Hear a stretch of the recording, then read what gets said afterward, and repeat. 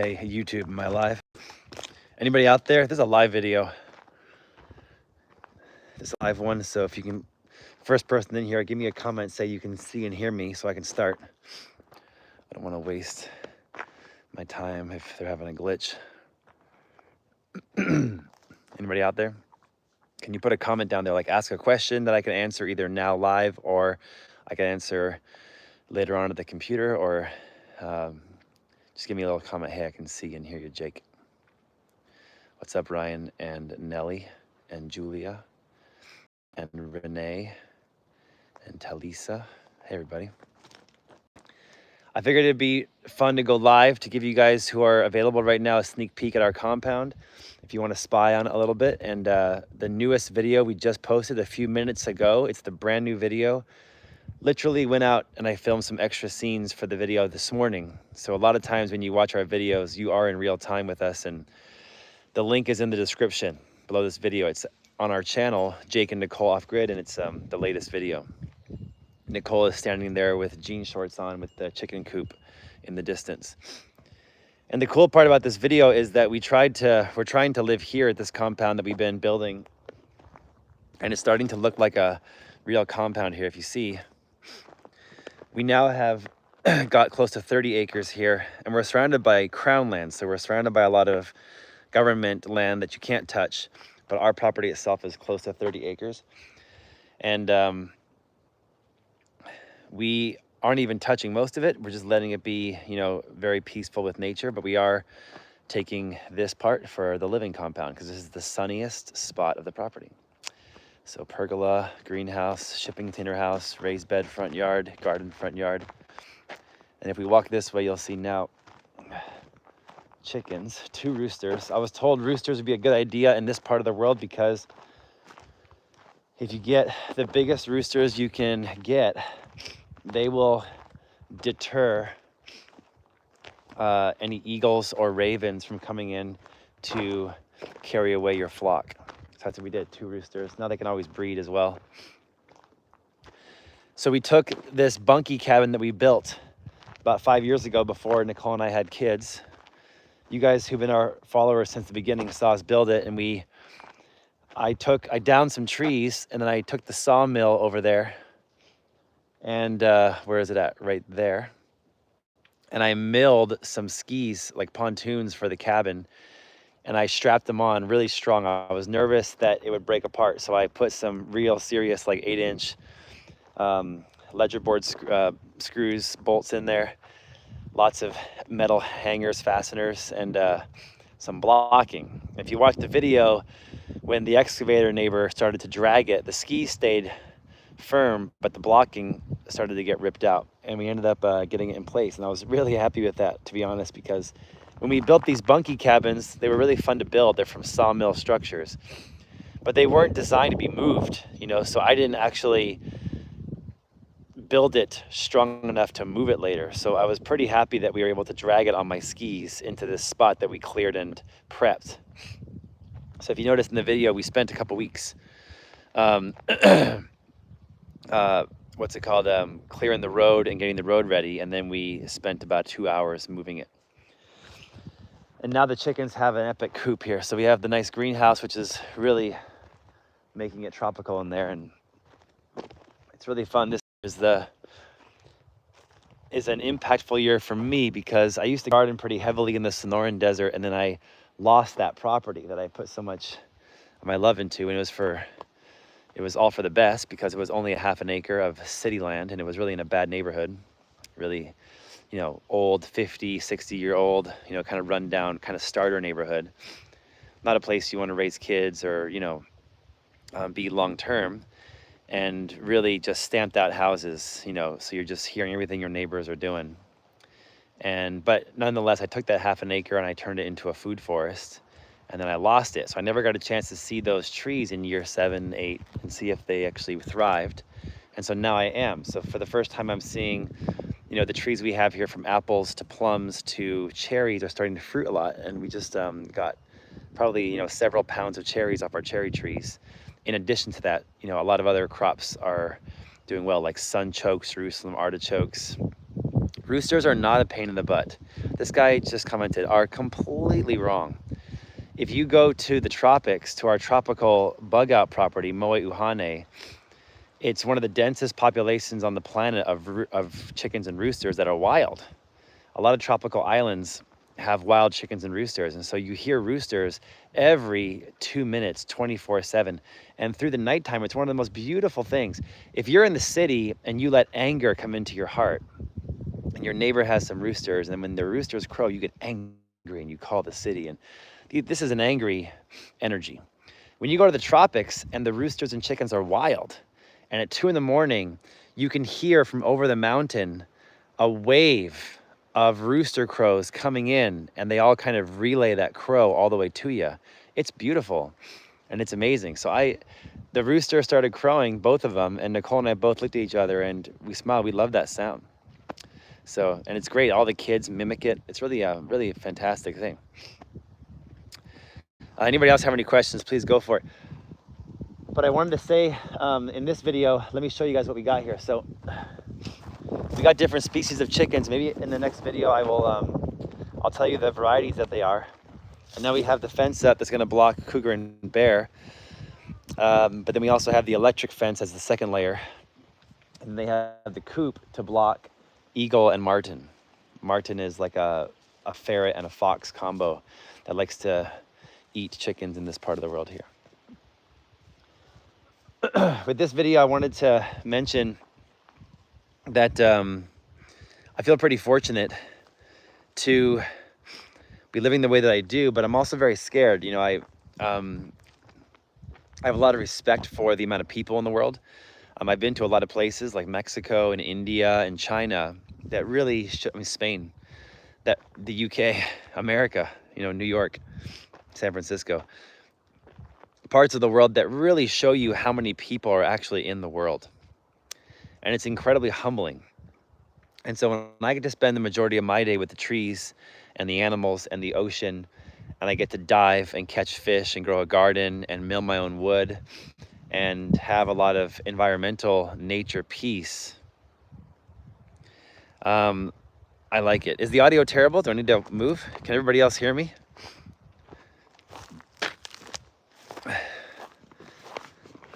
So I look back on my life and I am thankful for how my life has gone so far to get me to this point. I wanted to say one thing I was thinking about right now. I'm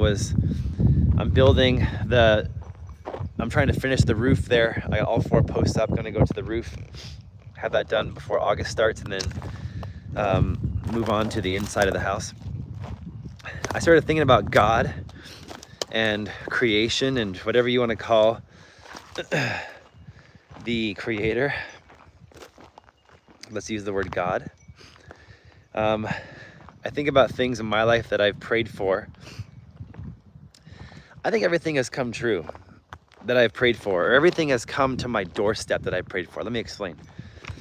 I sometimes in my life have prayed for things like success, but not success like you would think of success. Success meaning the ability to make it in life. And number 2, for a girl. I really wanted to have a girl, a partner in my life, to have a relationship and family with. And I've noticed that sometimes it's with prayer, sometimes it's with dreams, sometimes it's via meditation. I do a lot of Taoist and Buddhist meditation that I've been taught, and I've seen a lot of examples in my life. I've been very aware of how creation works, and it works far beyond my mentality. So the girl thing, I can remember being in high school and there was a girl that I wanted to be with so badly, but she was too mature and she was too cool and she was too beautiful, and I wasn't in the same league, but we were friends. We were like, not friends, we were like acquaintances. It was painful to me that I was not able to, I felt physically, emotionally, mentally be on this girl's level. It was painful to me. I went to college and I really felt like my life was going to be far less because I couldn't be with this girl. So I've met a few young people that have met their person in high school when they're 18, 19, and I'm really envious of them because they had the ability to find each other and be together. I've prayed and I've prayed that I could be with this girl. And maybe I wasn't praying for that girl. Maybe I was praying for a girl. And I look back on different relationships that I've had that didn't work out. And I feel that the Creator was sending me that girl multiple times. And sometimes I watched this video recently where the guy picked up a trout in a river and tried to put it back into the river, and the trout kept beaching himself. And the caption was, you know, this is God trying to help you, and you continually beach yourself. You know, you don't take God's gift and go back into the river. I think that was me. I think a lot of times I was given gifts from God that I couldn't recognize in the moment. And so I would continue to beach myself, and finally I did. And then boom, Nicolle. I feel like Nicolle was me finally waking up and looking around and going, oh, thank you. Thank you. I feel very blessed. Thank you for this girl. I have to fight hard to keep her. Let's have a family with her. Now we have Fox River and Willow. So that's a good example. Another good example is maybe myself, you know, training in the martial arts, and then training in how to run a business, and then training in editing and digital video creation, training in gardening and how to grow my own food, led me to Nicolle because she came to my gardening class, first of all. Number two, allowed me to have the freedom to teach digitally, which allowed me to survive during the pandemic. If I'd have been teaching martial arts or teaching gardening physically like I used to at brick and mortar location, I would have been bankrupt and shut down extremely quickly, because, you know, those kind of businesses weren't allowed to stay open. And all of a sudden everybody went home and watched videos, and we were making videos for you. So I was very fortunate, and I was making videos about the things that I love, growing food and self-reliance and learning as I go. So no longer am I kind of like preaching to you, I'm more so like showing you what I'm doing. And hopefully that is entertaining or inspiring for you guys to watch these videos. And then I sometimes think that we as people don't realize how good we have it or what the most memorable parts of life are as they're happening. I can remember within my martial arts school or within traveling, some of the greatest days of my life with some of the greatest people. I had no idea that those moments were great at the time. And looking back, those moments were pretty special. You know, a gathering with martial artists, or a dinner, or a, you know, a lot of it centers around food, a meal in a different city or location. Those are some of the most memorable times of my life, and you can't get those again. And I think I've lost it. And so I would say maybe enlightenment is the ability to wake up in the moment and recognize the best parts of your day as they're happening. This is also why I don't do drugs. If my future kids are watching this video, I think, first of all, if you want me to stop talking, go to the description and click on the link and watch our latest episode. That's action. This is a live video. Thanks for listening. I think, what was I just saying? Where, if my future kids are watching this video, I think it's important to be awake to how good you have it right now in the moment. And I was gonna say something really important, but I'm gonna have to think about that for a second. I'm having an off day. When I put out new videos, I don't sleep, and my brain is a cluster here. Let me see some chat. Anybody want to ask any questions? The interior tour of the house. It's difficult, 5 rings, because if I go into the house, it cuts off all Wi-Fi signal, so I have to go in quick. We'll lose signal because the metal nature of the house, it kind of blocks the cell and the Wi-Fi, I've noticed. But the inside is open floor plan, and I've shown you in the past, this is the lumber that I've been taking from, that I've been milling. I'm about to take all this lumber and put it inside. And we're about to start sealing up these doors, putting wood stoves in there. And we have about another month of no rain. So we're gonna take advantage and start to build out the whole inside. The kitchen and bathroom first. It's gonna be a 1-bathroom house using the Cinderella incineration. And then the roof has to go on. And that's what we're doing.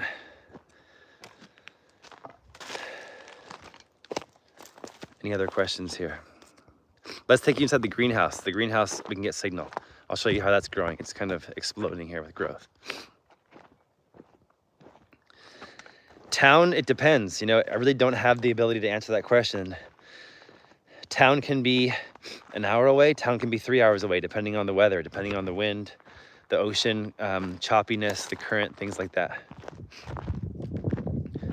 It takes me half a day to get ready to go to town because of all the kids. I gotta bring gas to fill up. I gotta remember all my keys. I gotta take the boat on the ocean, boat over to the car on the mainland side, and then drive a long ways into town. So it's not something you can just do willy-nilly. You gotta have a reason to go to town. Let's go inside.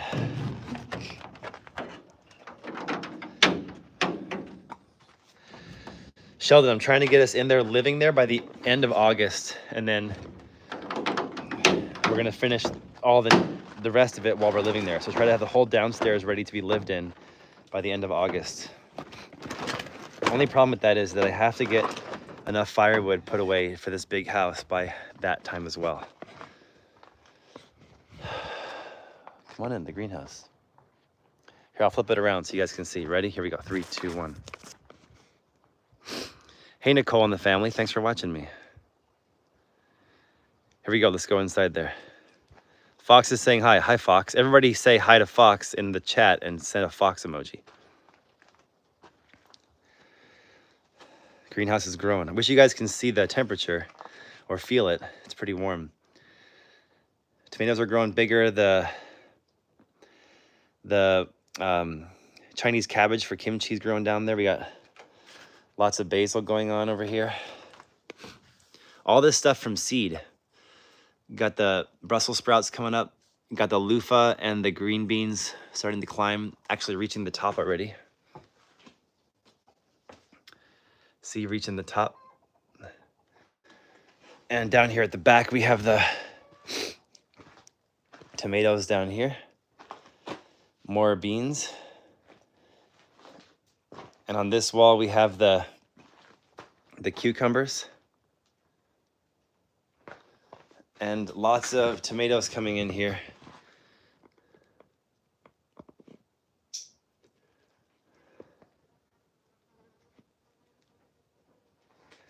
On the center, we have the butterfly pea and the more beans growing up. And we'll come to you guys I'll come to you guys in a month when it's in full production, and we'll do a full tour for YouTube and beyond 4K. So what I was gonna say earlier is, if my future kids are watching, I hear a lot of people these days on podcasts. Sometimes I listen to podcasts as I'm doing this work. And here, the blueberry plant has some blueberries here we can pick as we're walking around. And a lot of podcasts today talk about drugs, from DMT to mushrooms to weed to different drugs. And I don't do drugs like that. And I don't do ayahuasca, hallucinogenics, and I have a reason. I don't want to deface my body. I would say it's a spiritual reason. I think that I'm not on earth in this human experience here to take drugs and to see the things that are not to be seen. I'm not here to take psychedelics and see God and have the universe open up to me and learn things like that. I feel that there's a lot of people out there that are into fitness and eating good food and doing good work, having good families, achieving skills in different areas and success, and doing it very sober. And that's the reason to live on earth. And I think that God put us here to have some crazy experiences to then give back to the source when we die. Hey, Jason Wedinger, thank you very much. What did you say, Jason? Will you answer Samantha? I have to scroll up here. I'll do it because Jason did this, the chat here. Let's see. I just feel like I have a Buddhist mindset where I'm supposed to suffer. And not suffer in terms of like beating myself, you know what I'm saying? Or like, I'm not supposed to be tortured to death. But I'm not supposed to be an alcoholic or a drug addict where I deny my Don. If watch this, if Don thinks that, then I'm just gonna put Don in time for 24 hours, and then when I'm done with the live video, I'll ban Don from ever commenting again on our channel. Good job, Don. You're out. Weakest link. Goodbye. I really think you're supposed to be as sober as possible and experience that family and experience those injuries and experience that night and day. And I really enjoyed life from 0 to 43 years old. And I really hope I live to be 120 because I would love to experience more good things. You know, I know that yin and yang is life, but I really want to hopefully put myself in a position to experience as many neutral good things as possible. And I don't want to numb myself to those things. And so a lot of my friends tell me that I should take this and take that to experience this and experience that. And I don't agree. I feel that when I'm very sober and conscious and in the moment and aware and awake, I'm actually experiencing God and the earth in the way it's supposed to be done. I go into the forest and I harvest mushrooms like chanterelles, morels, chicken of the woods, and boletus, and angel wings, and yellowfoots, and matsutakes, and reishis, and things like that. But I don't go out of my way to make sure that I'm, high certain parts of the day or even at all. I don't know, I think there's something special to that. I think there's something special to really being awake to this life, and I think it's hard. I think sometimes I've had some pain and pleasure, and I don't know, I think somehow I'm experiencing this in order to, I don't want to say help, but in order to give that experience to the Creator. Okay, Samantha, let's go. Jason said that here. Let's go. Where's Samantha? Let's go up there. There's Jason.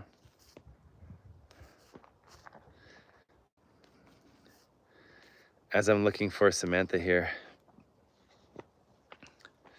we got these beds outside of the greenhouse that are potatoes growing really well and beans climbing up the trellis, and tomatoes in the back. Yep. So Samantha asked a question to Nicolle, Jason, is that right? How am I supposed to answer for Nicolle? Well, she's not here, so maybe I'll try my best. Nicolle, where do you source your food from other than what you grow, catch, and kill? I was wondering about medical for the kids if needed. Love the off-grid life. I mean, we have multi-country citizenship. We have insurance. We have government healthcare. We have insurance that we pay for, things like that. So we're not stupid to, if accidents were to happen, we keep that stuff going. Got to make enough income in order to cover those things, property taxes, insurance. We have money, so we can go out to the store. That's actually one of my hardships, is I hate money because I'd rather not have the crutch of the store. I'd rather take today, this week, I have to go get fish. I have to get salmon. I have to go get crab and prawn. I have to get these chickens laying eggs. I have to grow some taro and potatoes and sunchokes, and I have to turn it into flour to make my own pasta, things like that.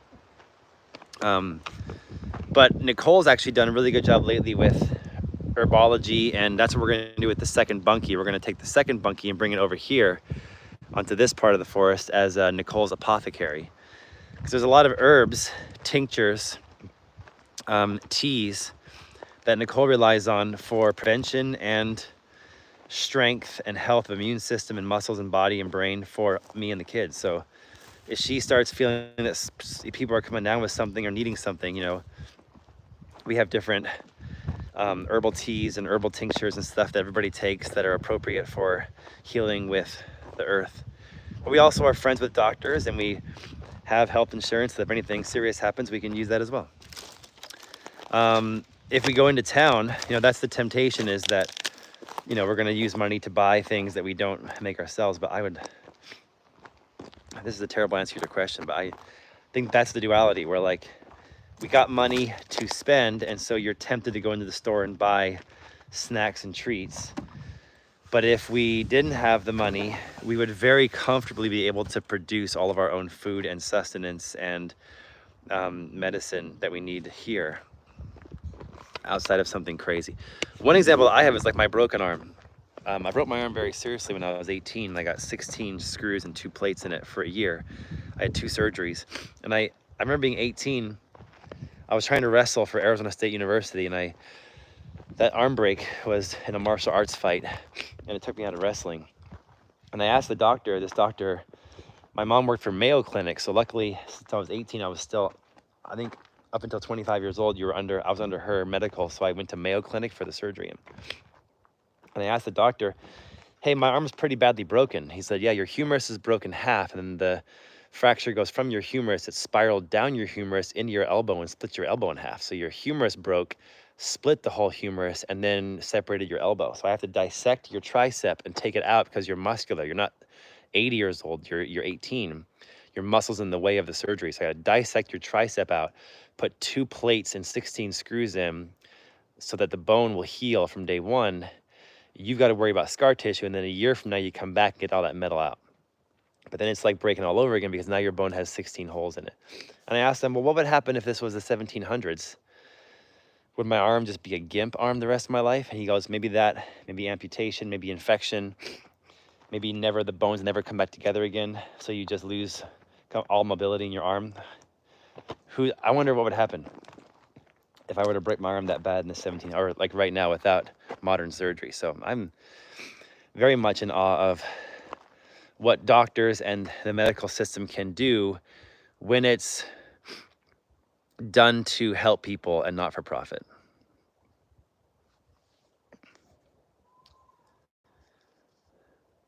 I hope so. Well, Lena, I'm the king of the millennials. I'm the first year of millennials. So the millennial generation started with me, graduated in the year 2000, high school.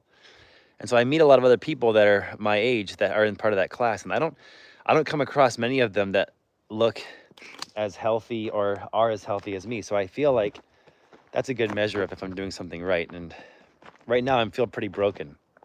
We went to hang out with some friends. The kids were getting together with some other kids.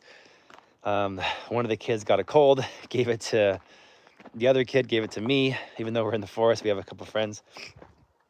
And now I feel I have the cold from the kids. And and I feel my body's pretty broken from building this house.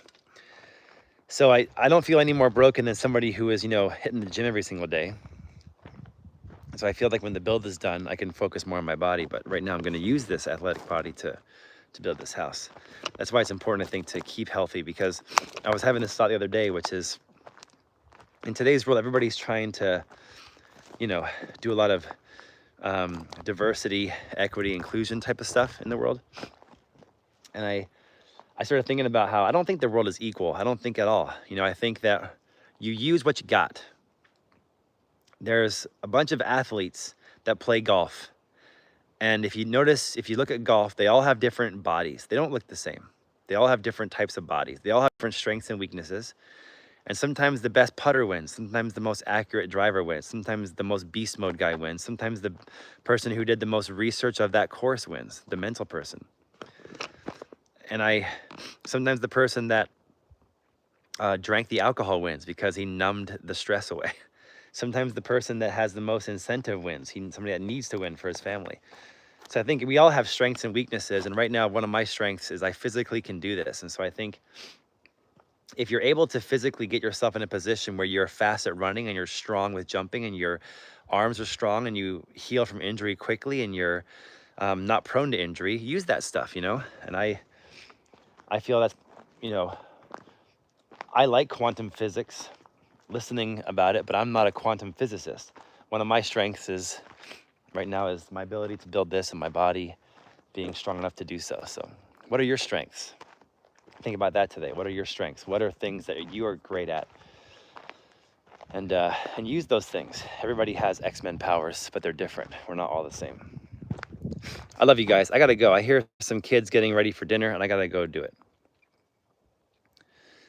Let's see here.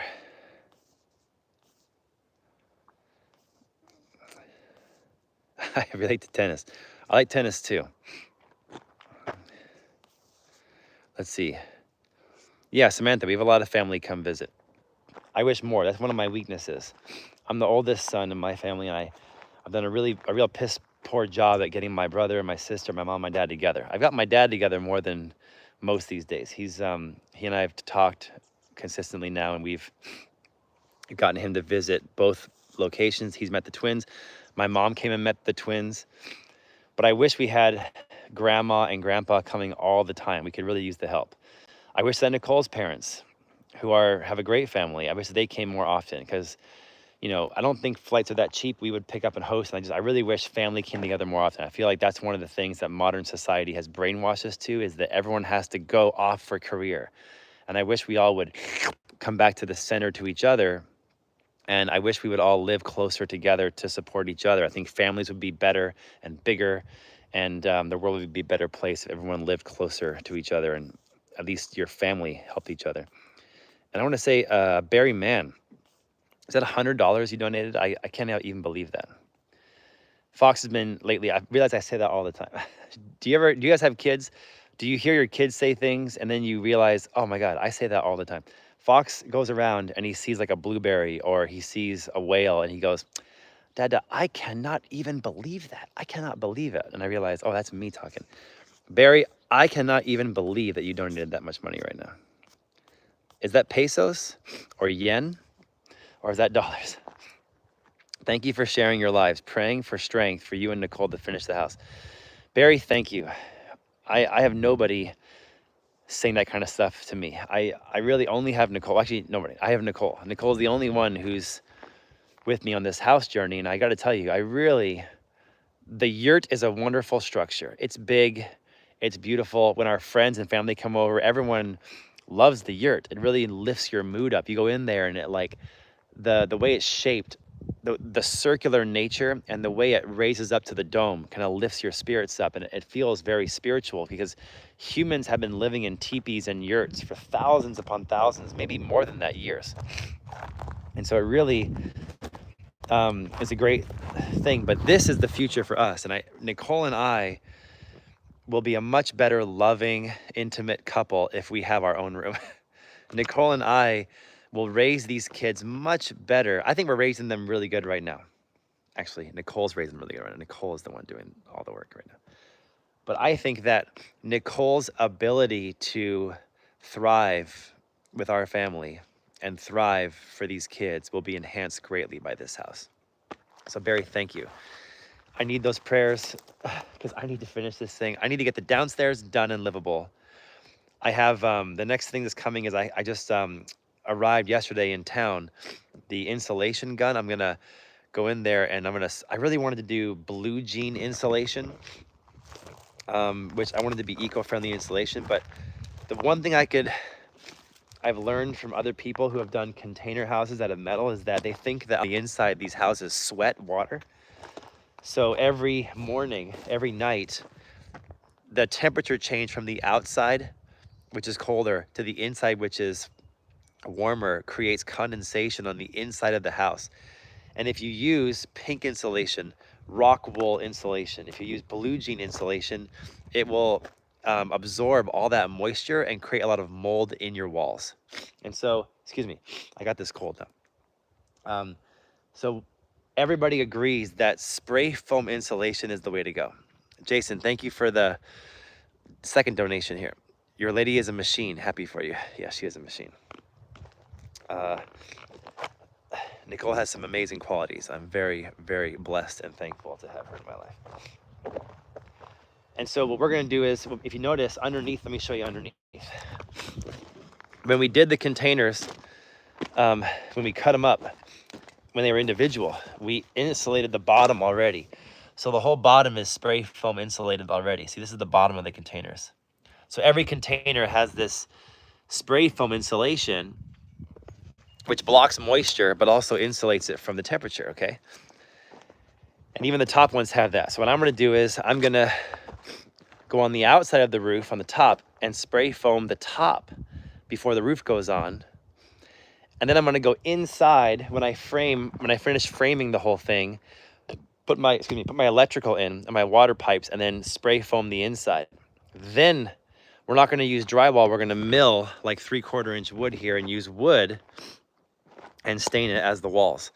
So that spray insulation is next. I'm gonna go pick that up and do that. Once that's in, I'm gonna run some basic water pipes to our well and electrical to our solar. And then we already have the wood stoves in there. And then we're gonna do, I already have the counters all milled up. We're gonna put the kitchen counters in, get all the furniture in the downstairs, get the bathroom finished, the walls quickly up, put all the shelves in the back container for the pantry, get all of our food storage back there, and finish the staircase, then get in there and live.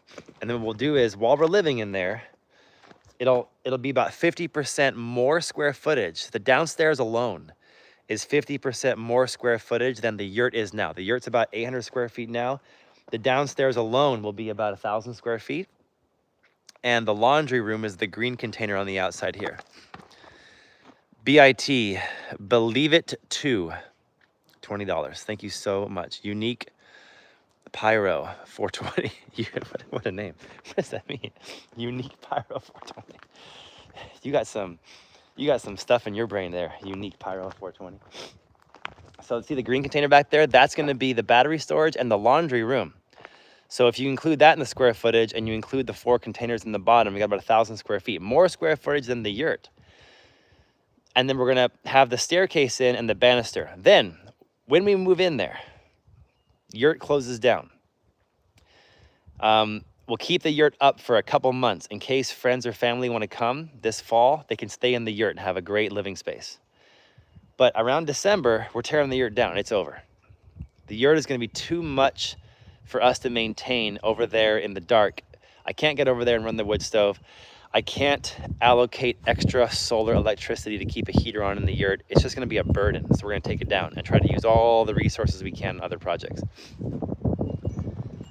While we're living in the downstairs and the green container, we're gonna finish the upstairs together as a family. And so I'm hoping we'll be in there by September 1, and then we'll be finishing it this fall as we live in it. That's the whole goal. And then there's gonna be we already have a home design at the Tropical location for the big house there. It's gonna be a pole house, elevated, and that'll be next. So we'll finish this house, we'll live in it for a while and enjoy it and relax and heal up. And then we're gonna jump back over to Moe-Uhane and finish that one. And then by the time that Fox is 5.5 and River and Willow are 3, these will be done. And so I really want Fox to be a young 6-year-old and River and Willow to be 3.5-year-olds. And these forever houses are done. And the stories of the rental house in the tropics, and the stories of the tiny house, and the stories of the van, and the stories of the yurt are stories we tell that they won't remember. They'll see the videos of, and they'll just know that they got raised in this beautiful container house and the beautiful pole house over there. So thank you for the prayers, seriously. Yes, thank you, Stephanie. I really need that. So, Unique Pyro, love you guys. Thank you so much. Everybody who donated just now, thank you so much. These donations, I wouldn't say that we're poor, but when you donate like this, I know the algorithm kind of prioritizes our channel. So one of the best things you can do, if you notice, every episode of our show we've been putting out lately has no sponsor. I have been too busy to sit there for an hour or two a day and email and network with companies. Like this episode brought to you by, you guys know, go on YouTube, you know that there's 10 companies that just keep, whether it's a VPN or a green drink, it's the same, or online counseling. It's the same sponsors over and over again. We've had no sponsor for the last like 20 episodes because I'm just too busy to do it. I barely have enough time to put these videos out for you and build this house. I really want to be with my family. So when you guys donate like this, what it does is it allows YouTube to, the algorithm, I know for a fact, prioritizes our channel and says this channel is relevant, rank them higher, and then our videos get more attention and we are able to fund the show to keep going. So your donation really keeps the show going, because I would much rather only put out one video per year and have it be a real sucky video and just stop. I'm done doing videos. But when I feel that there's views there and there's a lot of people in the comments, and I can feel that it's not just something I'm selfishly doing, but there's genuine people that are watching this couple and their young family off the grid, I get jazzed up to put out more videos. And I only get that jazz if YouTube shares it. I really feel sometimes that we're against big money. And there's big companies out there making big money by putting videos out. And now it's going to be AI. AI is going to flood the market with 1 million videos a second of just AI produced content. And Nicole's and my videos couldn't be more real. You know what I'm saying? So go to the description, go watch our current video. Please go make a super thanks. It's called Super Thanks. It's a donation on YouTube. Put a comment out there for free. Hit the like button, and it really helps us to keep going as a mom and pop show. Somebody else donated, did they? So that, Jason, another one. Are you gonna use drywall or milled wood? Milled wood inside. I wanted to combine some of the container metal, paint it a certain color, and then like combine it with the milled wood, but Nicolle doesn't want to have, she wants to take a break from the metal. Is that Unique Pyro 420 again? Thank you so much, Unique Pyro 420. So I'm going to take the mill, I'm going to take some choice wood. I think I'm going to mill it to 3/4 inch thin stuff and use that for the walls. But I also, if you guys go back 6 years ago to the yurt build, right after the yurt got built, Nicolle and I started putting firewood away, and we built this firewood shed over there. And you've seen it in all our episodes. It's across from the pizza oven. So whenever you guys see our big firewood shed, I chainsaw mill with the Alaskan mill all that wood on top as the roof, the shingles, and that wood is perfect still. It's some of the best wood I ever did. So I think I'm gonna go over there. I'm gonna disassemble that wood shed, take that wood that I milled with the chainsaw mill, and I have a planer. I'm gonna plane that wood so it looks fresh and smooth again. I'm gonna use that wood as the walls, I think. So look, you'll see that coming up. You'll see me take apart the wood shed and use it for the walls and plane it back to perfect.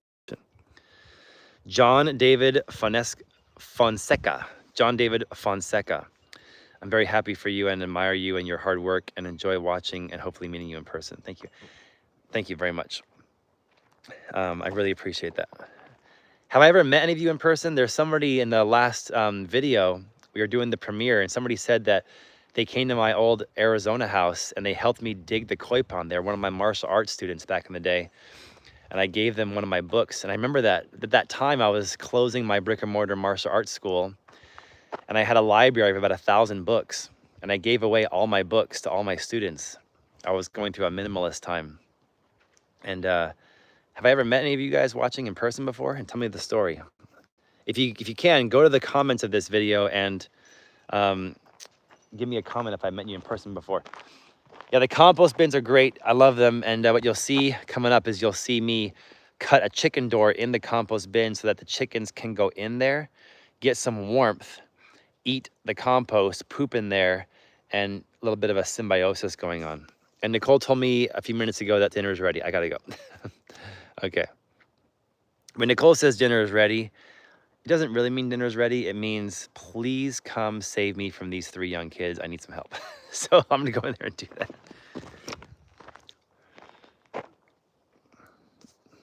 Yeah. Is it Elisa or Eliza? Yeah, I'm tired. I think we're all tired. You know what? You know what's really tiring to me? Boredom. Man, I sometimes got to go to town and I see some people working for money that look so freaking bored working their job, and maybe it's one of you guys. Man, I hate that. I would hate I've worked those jobs before, and I was much, much younger. And I was so bored working certain jobs, and I fear that I have to make it in life and to live a life of no debt and self-reliance. And all the energy I have and I've been putting out into my life is really to avoid having to go back and work a boring job. That scares me so much. So I would much rather be tired and a little injured than bored. Thank you all so much for watching. I love you all. Please give me a comment, because in about a couple hours from now, when everybody goes to sleep, I will come in the comments and play with you guys in the comments and answer. And I'll talk to you guys then. And to all of you who did super chat today, including Dick Foss 1. Great dads deserve a couple of bucks. Thank you, Rick. Everyone who donated, especially those who donate a lot and often, I really, really appreciate you. Thanks for supporting our show. All of you guys who talk in the comments, and if you talk in the comments and you're not crazy, I appreciate sane, normal, interesting, likable people who talk in the comments. Okay, the YouTube comments get a little bit, I can tell people with mental problems comment a lot, and I hate that. So I love it when normal, smart, experienced, stable people comment. I can tell the difference, and I appreciate you for donating, commenting, liking, and coming with us digitally on this journey.